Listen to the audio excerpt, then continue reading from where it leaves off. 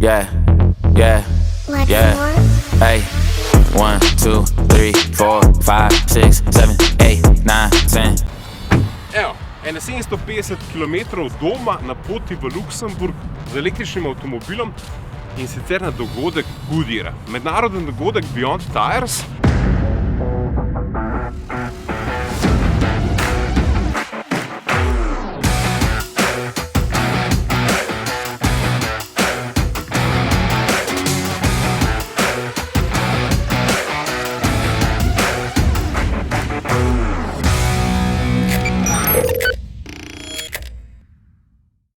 Strokovnjaki mi bojo razložili, kakšne bojo pnevmatike prihodnosti in zakaj so pnevmatike za električna vozila tako zelo posebne in zakaj so pri Goodyearu ful uspešni. Namreč 50% vseh novih ogradenj na avtomobilih, ki jih žene elektrika, je Goodyearovih, torej uporabljajo Goodyearove pnevmatike. Pejmo pogledati.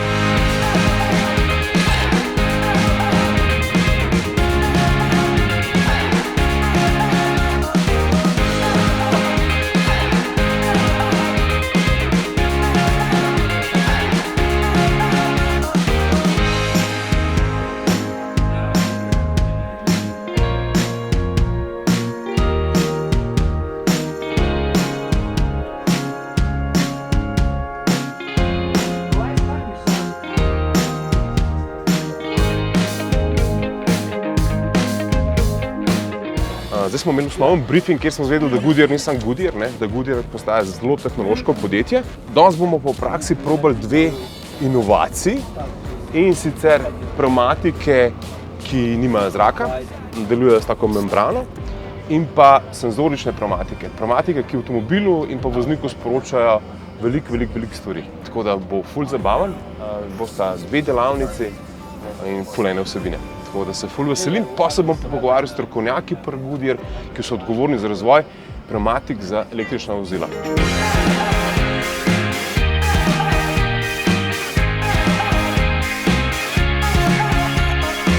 Tole je Tesla, ki jo bom jaz danes vozil, in sicer Tesla, ki je opremljena z nepnevmatičnimi pnevmatikami, pomeni, da ni noter zraka. Pejmo pogledati, kako to izgleda. Specialnost teh gume so tele membrane, tele križi tukaj noter, ki gumo držijo po koncu oziroma jo vlečejo navzven. Tukaj je kar nekih stvari bilo treba premagati. Ta zadeva funkcionira takole na takem avtomobilu, ki je težek 2000 kg in zmore kar precej velike hitrosti. In to je definitivno produkt, ki ga bomo v prihodnosti videli tudi na osebnih vozilih, ampak do takrat bo pa še kar nekaj časa minil.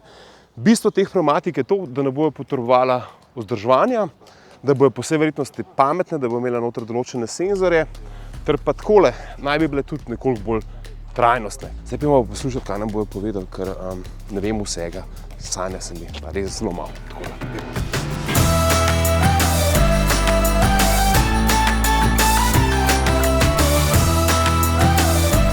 Here in Akron, Ohio, we stuffed the tires full of snow, let them freeze to the ground overnight, and it was probably -10, and then just go.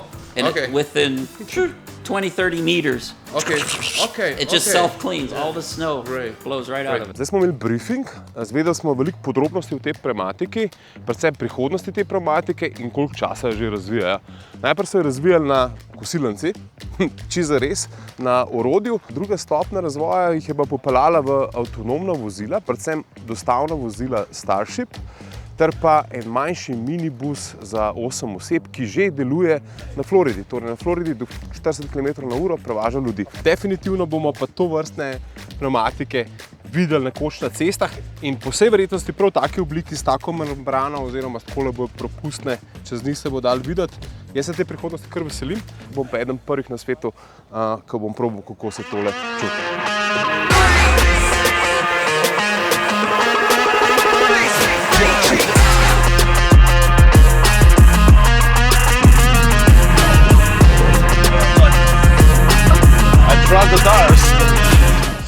Sem poslajdo, ne? Ful sem srečen kot otrok, ki je dobil novo igračo. Jaz vedno, kadar me spravim na dirkališče, malo tele voznike, ki so od meni presenetili in ki naredim kako potezo, ki ne pričakujem. Jaz sem res probal te gume in ugotovil, da v bistvu se ne razlikujejo kaj dosti od klasičnih, čeprav njihova produkcijska stvarnost še daleč v prihodnosti. Res odzivne, ful se dobro pele, jaz mislim, da je bilo tudi mojega snemalca malo strah, vključno z desnim voznikom, tako da no, pojmo pogled, kaj se bo še danes zgodilo prijetnega, tukaj jaz mislim, da bo še nekaj lučnih stvari.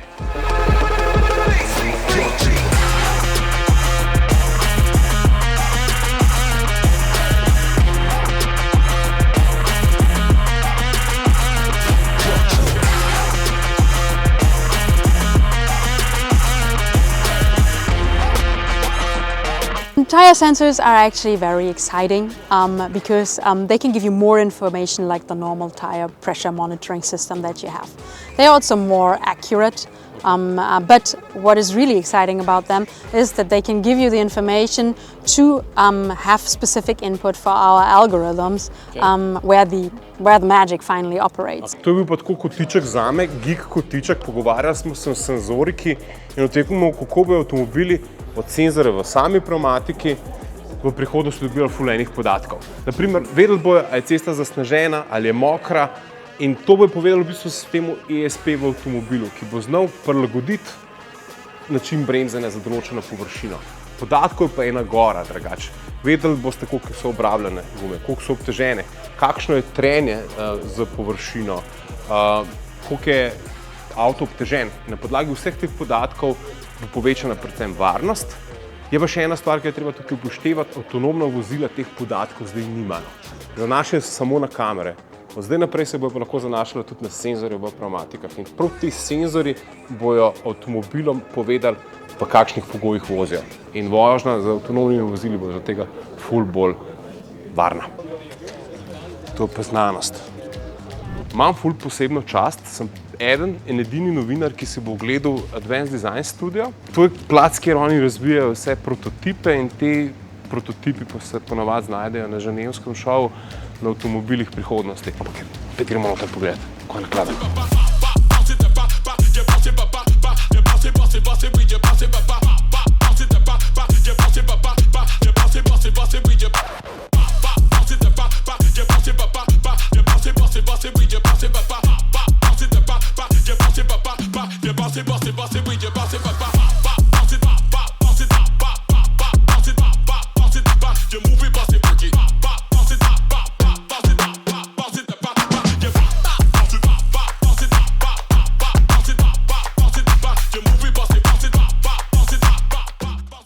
Malo prej sem izvedel, da ima moja pnevmatika, ki ima Cupra Born, v bistvu zaščito proti luknjam.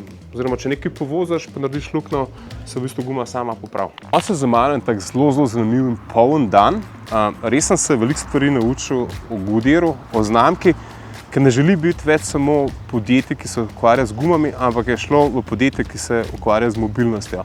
Presenečen sem bil, koliko v bistvu enih inovacij in koliko enih eksperimentov počnejo, zato da samo en delček teh pol pride v neko realnost, pa se realizira. Ampak treba je sanjati in treba je gledati v prihodnost in to Goodyear počne. Hkrati pa zelo gleda, kako bo sustainable in kako bo zvišal varnost udeležencev v prometu. In to je ful pomemben. Tako da jaz upam, da so se danes kaj naučili, da je bilo lepo z mano, pa da so bili tako uživali, pa bili navdušeni, kot sem jaz. Tako da se vidimo v naslednji epizodi.